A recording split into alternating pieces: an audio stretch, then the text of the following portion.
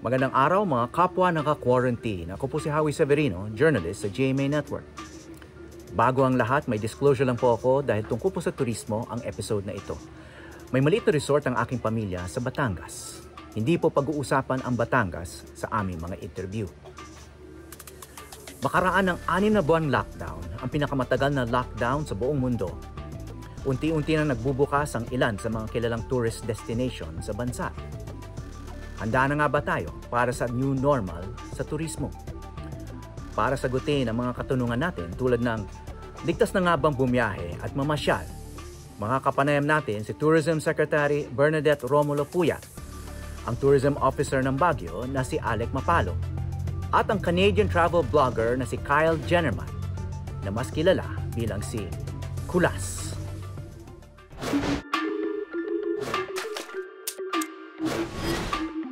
Bubukas na ang major tourism destinations natin. Para pag-usapan ang kanyang excitement at kaba, kasama natin ngayon si Tourism Secretary Bernadette Romulo-Puyat. Magandang araw sa inyo, Secretary Puyat. Magandang araw, Howie, at magandang araw sa lahat ng nanonood sa iyo. Okay, these are exciting days no, for the tourism industry. Kumusta na po kayo? May butterflies ba? Kasi tourism has been on lockdown for months now. From March, maybe January to August, we've had a 76.26% decrease, of course, in international arrivals because we've had no foreign tourists. And the same also is the same in revenue, decline in revenue. And as of March, only the hotels that have been used for, at the start, housing for BPO employees, bank employees, and now they're housing for OFWs, returning OFs.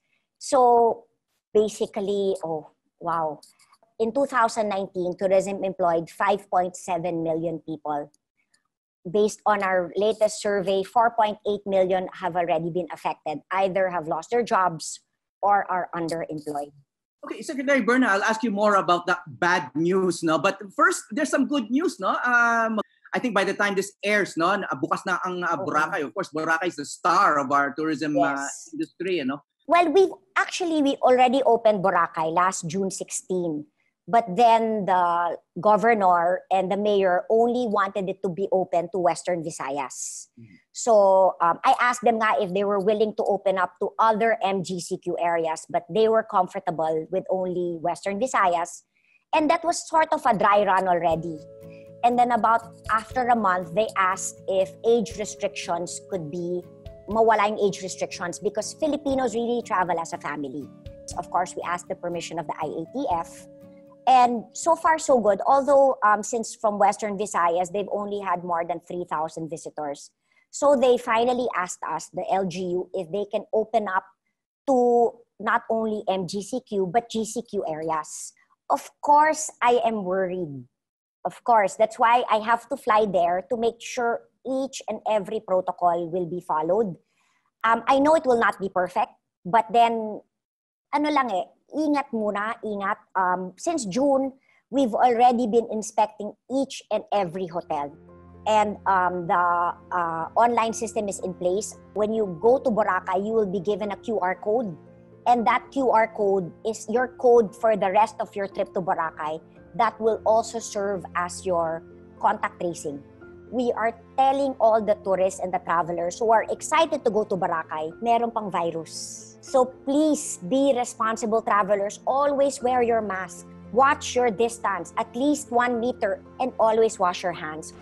So, nandyan naman ang DOT. We're checking that everything is accredited, pumasa sa health and safety protocols. Nandyan naman yung LGU to make sure that everybody follows. Nandyan ang PNP, we have tourist cups. Parang magpaalala lang na, watch your distance, etc. But at the end of the day, we really need the help of the tourists. Be responsible travelers. Boracay has zero COVID, Howie. Yes, okay. Balikan lang natin sandali itong lifting of age restrictions. No? I know that's a complex matter. Pag sinabing age restrictions kasi, may mga underage, may overage. No? So, you will be allowing tourists who are both children and those under 21 and those who are senior citizens. Di kaya makokompromiso ang health and safety ng mga senior citizens lalo na? Kasi first, number one, lahat, they have to have a negative RT-PCR 48 hours before traveling.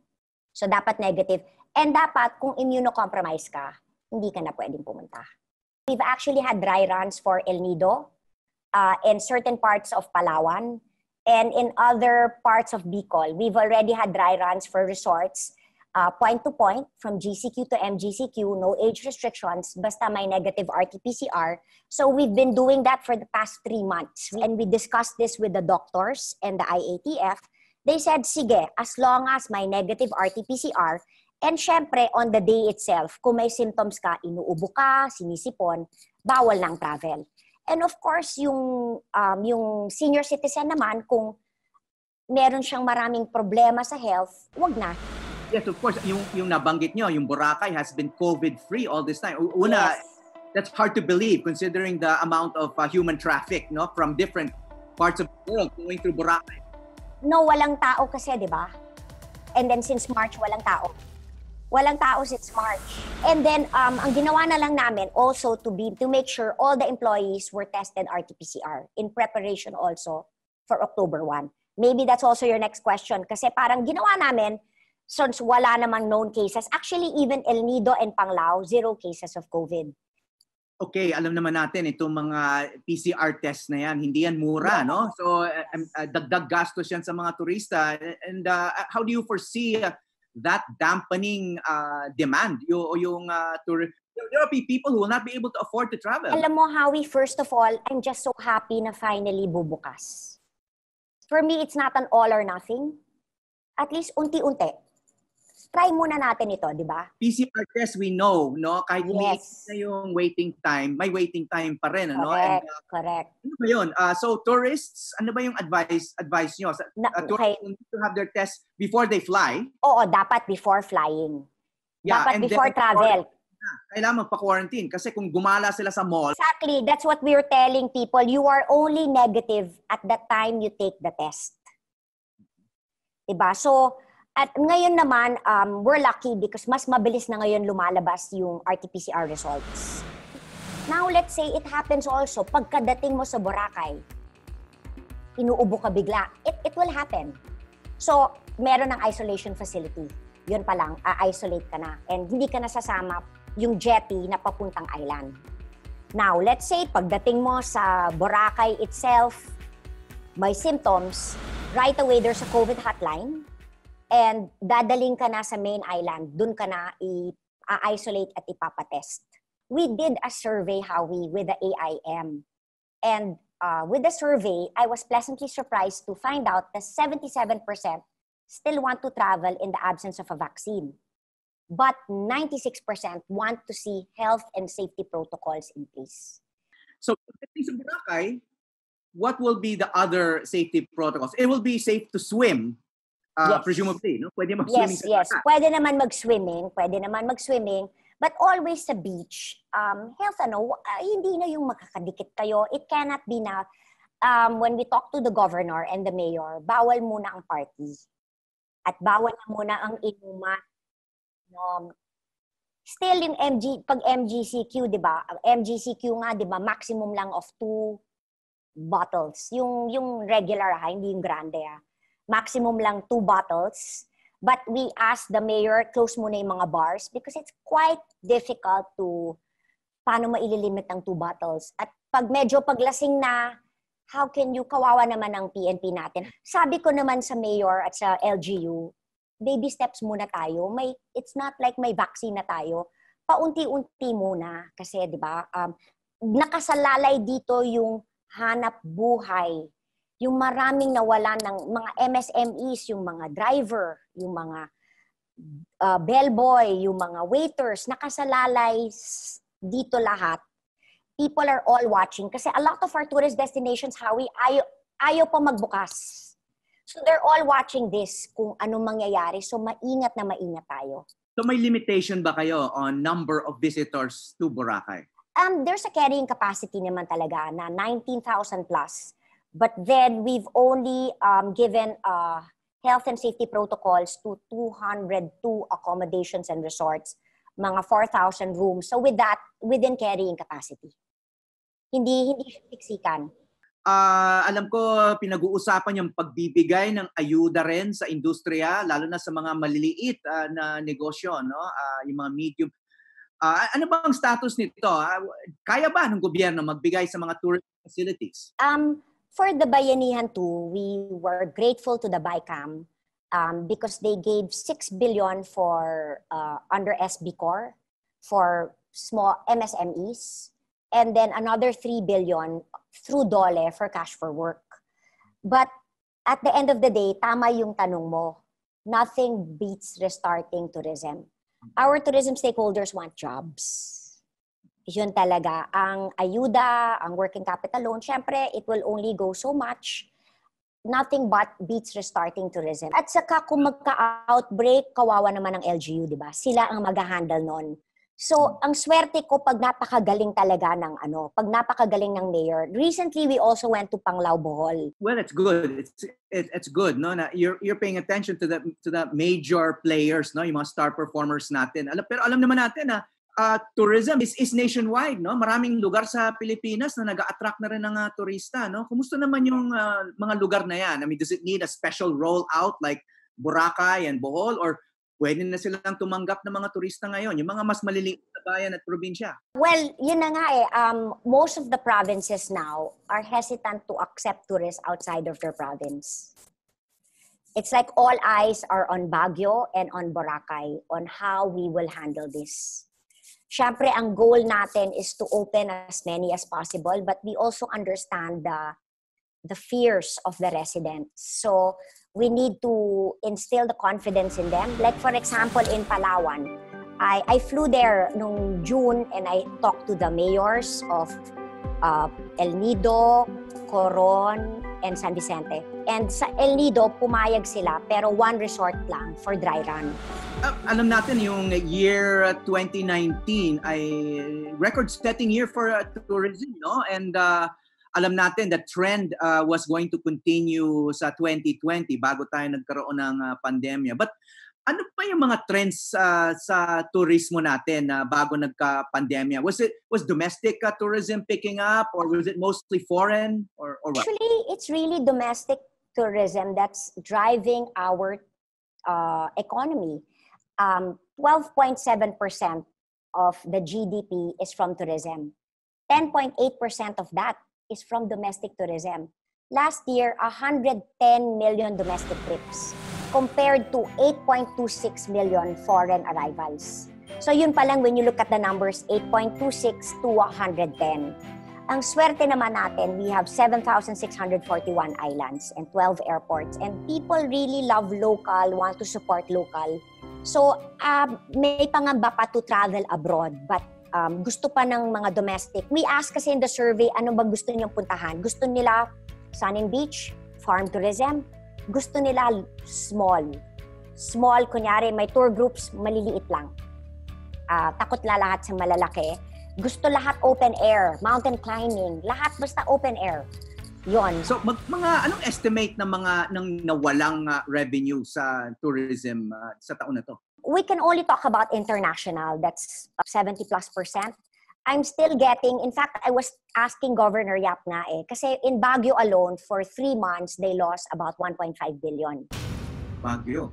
In Baguio alone. In El Nido, when I was there, June, El Nido, San Vicente, Coron, if I'm not mistaken, I think they've lost already more than 10 billion. But definitely, yung sinasabi kong 70+% na decrease, that's just international. Mas malaki syempre ang domestic kasi we're talking about 110 million Filipinos traveling. And when you talk about opening up some destinations, wala pang international yun. Minsan pinag-uusapan tong concept of a travel bubble. Tell us about that. The travel bubble or the travel corridor was inspired by dapat, di ba, Australia and New Zealand, they were going to, basta within Australia and New Zealand, pwede mag-travel. Pero hindi lang natuloy kasi tumaas yung cases ng Australia at nagkaroon ng outbreak sa Melbourne. But ang concept nun is kung low or no COVID cases or halos walang COVID cases, you can travel freely within among your countries. Ang swerte natin, for example, in Panglao, it has an international airport. So pwede actually dumiretso ang isang bansa na low COVID case. Hindi na kailangan dumaan sa NAIA. Pwede nang dumiretso sa Panglao. We have 12 international airports. So yun naman yung swerte. Meron din international airport ang Legazpi, ang Clark, tapos ang Boracay, meron din. So yun, might as well, parang kasi ang thinking kasi ng lahat, kailangan dumaan ako sa NAIA. Hindi. You can actually go straight to the tourist spot you want to go to. And the tourist destination can accept from countries na kung saan meron silang confidence na mababa ang COVID case or halos wala na. Okay, Secretary Berna, I'm going to be winding down, but I need to ask you, no, because may kasabihan na don't waste a crisis, no, or crisis creates opportunities, no. Alam ko, matagal nyo nang sinasabi, kailangan baguhin din yung tourism model sa atin, and you've been critical of what you see as over-tourism, no. So if there's a silver lining in this crisis, it's the opportunity to reimagine everything, including tourism. No? So how are you reimagining tourism? Well, obviously, no LGU wants over-tourism na. So, dati problema ko ang carrying capacity. Ngayon, hindi ko siya problema. Every LGU wants a carrying capacity. Now, you know, even in Boracay, di ba nagsara na tayo ng 6 months before? And now, of course, because of COVID, parang nagsara na rin siya. The governor told me, panalo ang environment. The air is clean. And alam mo what? One thing what I've always been pushing for sustainable tourism. But you know, one thing I was always pushing for was online. Online digital applications. And now because of COVID, people are forced to do that, which actually makes it more efficient. Online payment or online booking or cashless transactions, it just makes business doing better. Okay, so in that case, the pandemic has made us a bit closer to that vision. Yes, well, ako naman kasi depends on what day you get me. But today I am a glass half full kind of person. And I'm just looking at the half glass full na the environment has never been so beautiful. The waters have never been so clean. People are conscious about try to be responsible travelers, and yung ease of doing business, panalo. So yun lang. Pero syempre, mas gusto ko naman hindi nagka-COVID kasi ang dami na wala ng trabaho. Pero, well, nandiyan na tayo. So we'll just make the best of what we have. But I am telling you, kami yung hardest hit tourism, but kami rin yung unang babangon. We are the most resilient industry, and once ma-start natin ito, kami ang unang babangon at makakapag-spur ng economic activity. Well, on that note, and may you remain a glass half full.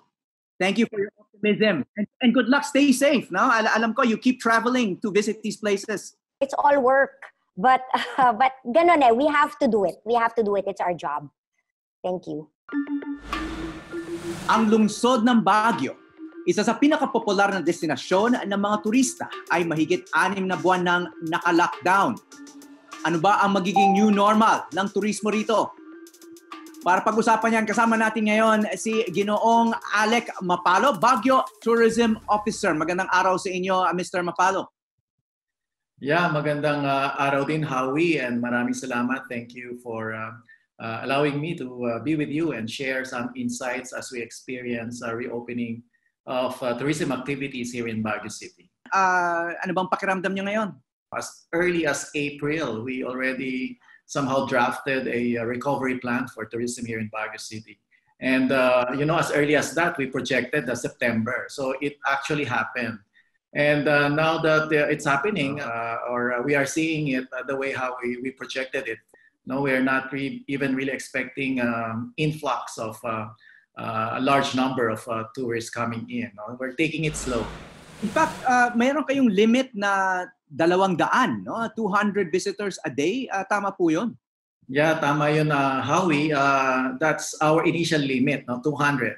But it may happen na we will not even reach that on a daily basis. Okay, that's quite surprising kasi alam natin dinadagsa ang Baguio, no? Dahil napaka-convenient siya from major cities in Luzon. So it'll be quite a change to see so few tourists going to Baguio. Pero sabi mo nga, maaring mas kaunti pa kaysa sa 200 ang magiging tourism dito sa mga unang araw ng pagbukas.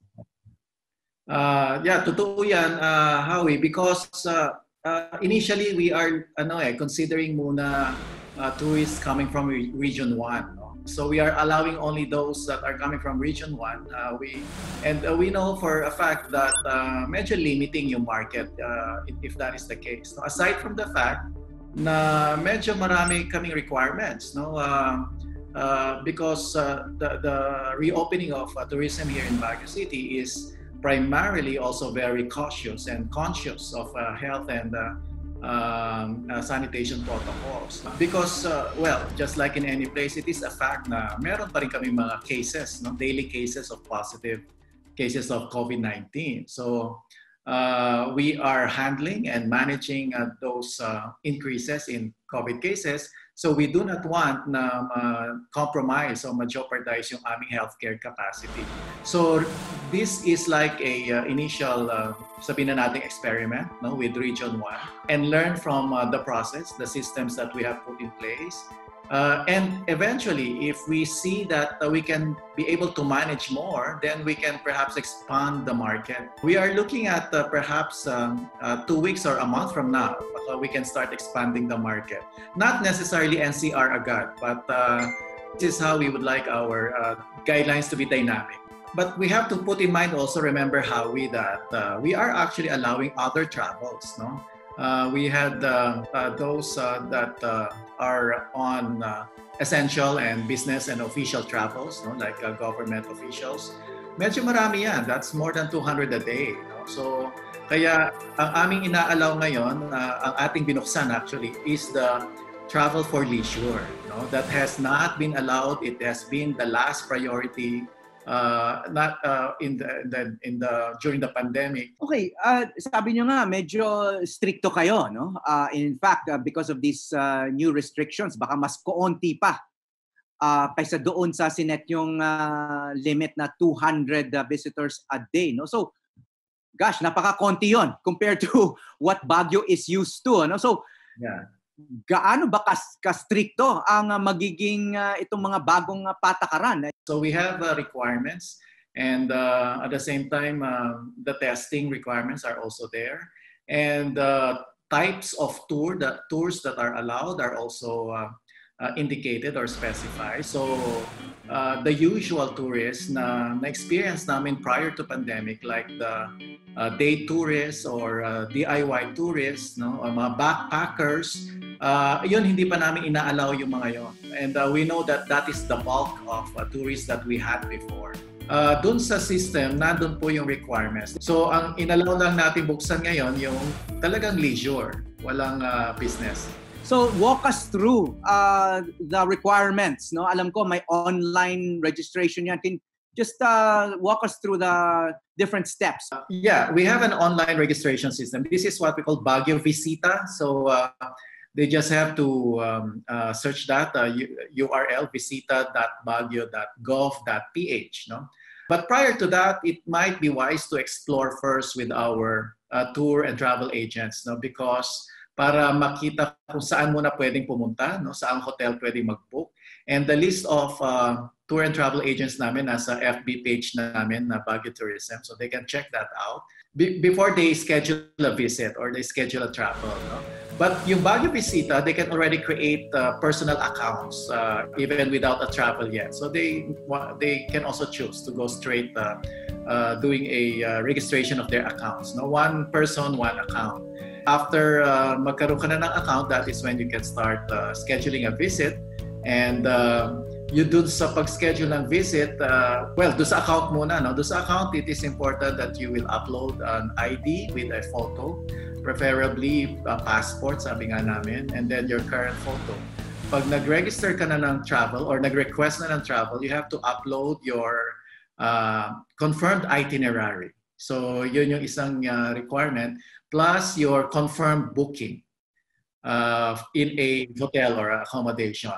And then you will proceed to our electronic health declaration form. So we have an electronic questionnaire na rin doon, because the aim here is that we have a unified health declaration for each tourist, na they don't need to fill out the same questions or form in all establishments or tourist sites that they will have to go to, no? All right, but may rule ba about how many days before your trip you must take the test? 72 hours. Within 72 hours dapat yung pag-take ng test, not more than. So the new normal of Baguio tourism is a fairly long process, no? Kailangan may registration, you have to download this QR code, maaring magpa-test bago umalis, or have the test in Baguio. But that's taking a chance, no? Kasi kung mag-positive ka, you have to go home, right? That's true, that's true. Kaya we always encourage nila to take the test prior to travel, because when that time happens na nagka-positive ka dito, we will turn you over to our city health officials, and they will do the management after that. And whatever expenses that will be incurred, it will be shouldered by the tourist. Sir, one final question lang. Alam nyo, nakasanayan na ng mga tao pag iniisip yung tourism sa Baguio, no? Talagang crowds of people, no? Lalo na pag meron kayong mga festival dyan, no? Hindi na tayo babalik sa ganon. Do you want to see that kind of tourism again in Baguio? Even after this pandemic is over? Do you want to see that again? We have experienced how our nature was also affected, degradation of nature, water supply, and it's also affected if we have large crowds, traffic becomes bad, no? While economy perhaps is good, but not even economy that is reaching the city coffers. Because of mass tourism, there's proliferation of informal businesses. And that is not really good. No? And so we have considered this, as we always say here, no, that this pandemic somehow gave us a silver lining in terms of providing us a reset button of how we can do it better. The lessons that we have learned from the over-tourism, as we have experienced before, are now things that we have become more conscious about. And we would like to move towards that direction where our tourism is inclusive. If we have be able to just keep it at a certain capacity, the number of tourists that are coming in, the experience will be more enriching and enhanced. And at the same time, you know, providing the same number, or at least perhaps the way how it should be done legally, providing livelihood for our constituents here in Baguio City. So that is our vision now, and hopefully we can move smoothly towards that direction. All right.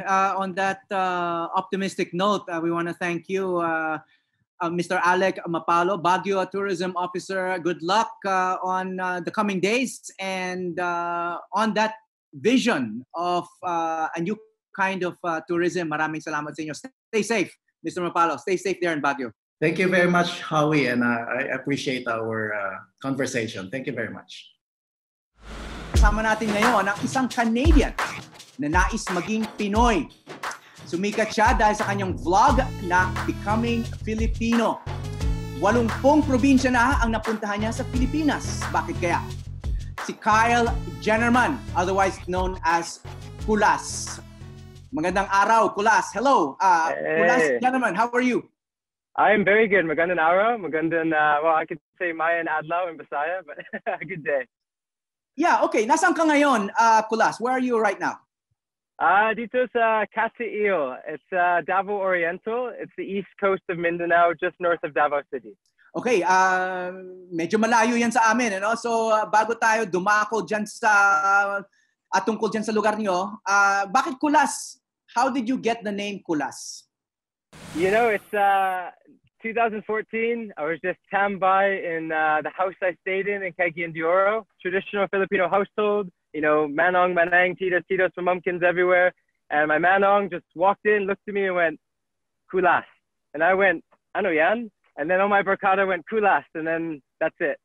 So medyo madali because ngayon kulas is very easy. Pero kayo, like ano pangalan mo? Kayo, it's medyo mahirap. So kulas has been a blessing. You've been all over the Philippines, but now you are more or less based there in Katiil, Davao Oriental. Why? Actually, just prior to the pandemic, myself and my close friend, he's my cameraman, people might know him as Mark or Kumar, we actually purchased a beach lot here. So this is our first ever kind of investment in really living in the Philippines. So now it's our happy home base, I guess. But before this, it was Cagayan de Oro, and I lived in QC for a year as well. So, of all the places in the Philippines, why there, Katiil? It's quite far from the nearest city. You know, what attracted you? What attracted you to that particular place?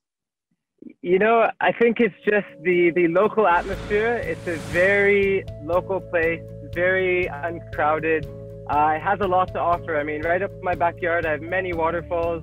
I have a 9-kilometer stretch of beach right in front of me. I have very safe areas to swim, and I have a very cool local community here. You know, there are Mandaya, Kamayo, Bisaya. It's a little bit of halo-halo. It's very, it's just beautiful. It's beautiful. The title of your vlog is Becoming Filipino. Gusto mo maging Filipino, no? Why do you want to become Filipino? So here's the interesting thing is that somebody might look at it and think, this guy, foreign guy, just wants to turn into a Filipino. But it's not like that, because I wouldn't think that would be appropriate. For me, it's just taking these positive experiences I'm having here, which are in abundance, and having those become a part of my life. So I guess you could say I'll always be becoming Filipino in a sense, just like anybody who goes to Canada would have parts of that country in becoming Canadian. But it's not to do with transforming. It's just to do with taking the positives, having them become a part of me, and then sharing those with other people.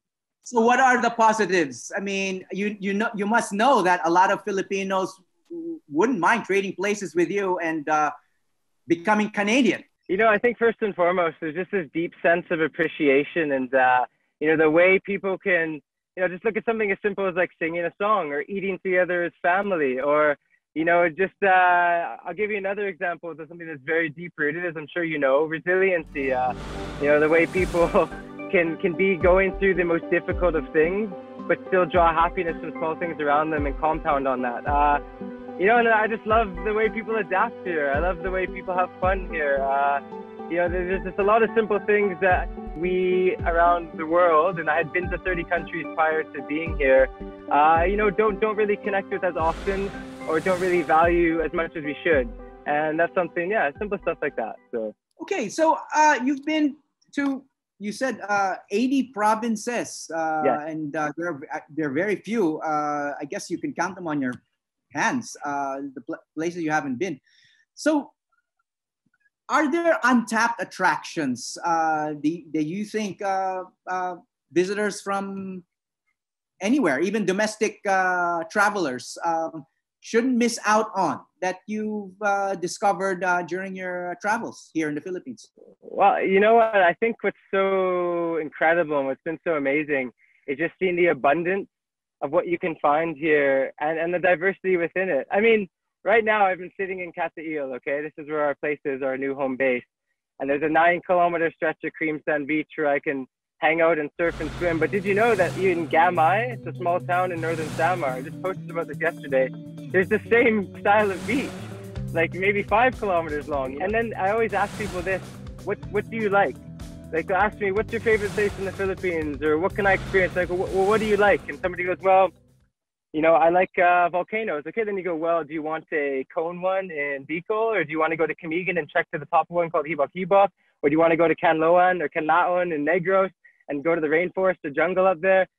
You know, the Philippines, it gives you a lot of diversity within the same things. And then, as you know, there's, you know, over 100 different languages. You know, the food here, for example, the kinilaw is different than the kinilaw in Siquijor, than the kinilaw in, I'm sure, Pangasinan, or, you know, the kinilaw in Batanes, whatever. It's a country that has whatever, or has a niche for everyone, but you have to understand, you got to look for it first, and you got to ask people and find that with people. Whenever anybody tells me how they didn't have a good trip to the Philippines, I firmly believe it's because they didn't find what they enjoy, because you can find something you enjoy here. So you yourself, what do you enjoy the most doing in the Philippines? I mean, you taught outdoors sports and recreation to kids. What do you yourself enjoy in terms of the outdoors in the Philippines? I think what I appreciate the most, actually, and what comes across a bit strange to me sometimes is how people find it to be a bit more, I guess you could say, kuyaw in Bisaya, or what's the term, dangerous in Tagalog? I should know this. Shoot. But I just enjoy literally going trekking in the Bukid because it's so diverse. You know, I went up, for example, Mount Hamagitan. It's a UNESCO World Heritage Mountain last September. The world's largest pygmy forest, you know, a home of the Philippine eagle, incredible. And the cool thing is, it's not the natural environment itself that I really connect with the most. It's when you walk out there, there's these really local, amazing Filipino communities that you come across.